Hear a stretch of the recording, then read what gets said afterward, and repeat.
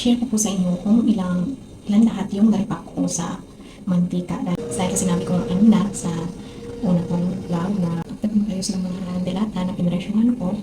So, maglilipak ako ng mantika at saka tuyo. Pero, yung tuyo at saka dilis, hindi ko pa po siya naripak. Yung mantika pa lang po yung natapos kong i-repack.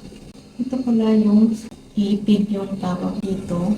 Yung puhunan nito, yung isang lipid na mantika is 31 pesos. So, binibenta ko siya dito ng 35 pesos dahil yung bandahan po dito ng isang lipid ng mantika is nasa 35 pesos. Bale, sa isang lipid, meron akong tubo na 4 pesos lamang. Yung sa iba talaga is 32 pesos yung isa lipid dahil yung binibili ko is lipid-lipid lang po siya. Inoobserbahan ko pa po yung customer dito. So, ayun, bumili po ako ng 10 lipid ng mantika. Niripak ko siya ng 20, 15 at saka 10.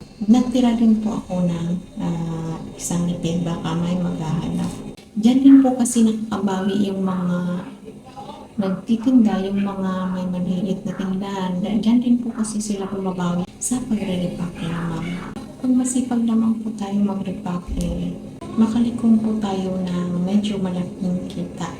Kasi kung iisipin natin yung 10 lipid, pag hindi ko po ito i-repack, nasa 40 pesos lang po yung kita ko dahil nasa 4 pesos lang po yung kita ko sa bawat lipid. So, kaya yung ginawa ko, nirepack ko siya sa 20, 15 at saka 10. So, meron po akong 6 na tig 20.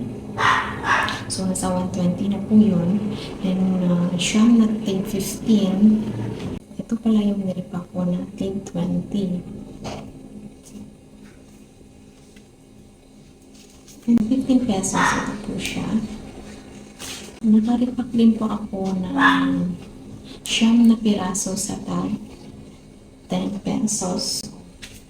Ito po siya yung 10 pesos. And then, nagtira po ako ng ito, yung isang lipid po ito. So, nagtira po ako nito ng 3 lipid.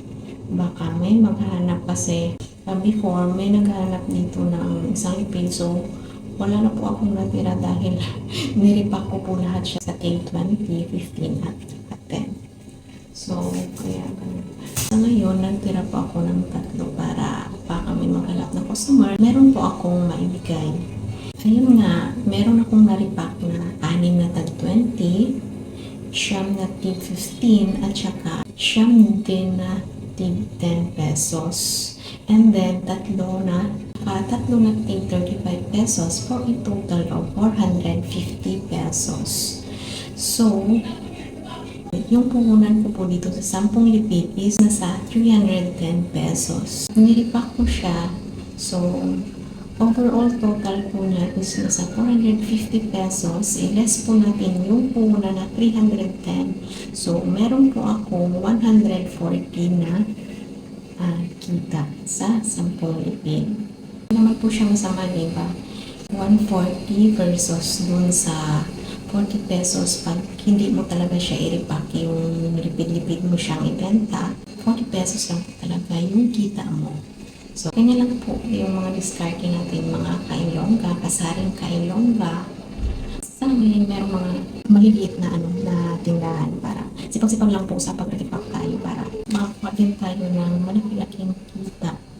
Sobrang init nito. Ang pagkita nyo naman, grabe yung pawis ko dito. So, ayan lang po mga kasari, mga kailongga. Ayan lang po yung i-share ko sa inyo mga kailongga sa oras na ito. Kung bago pa lang po kayo sa aking channel, pakiclick na lang po ng subscribe button dyan sa ilalim at pakipindot na rin po ng notification bell para maging updated po kayo sa aking mga susunod na videos. Maraming salamat po and God bless!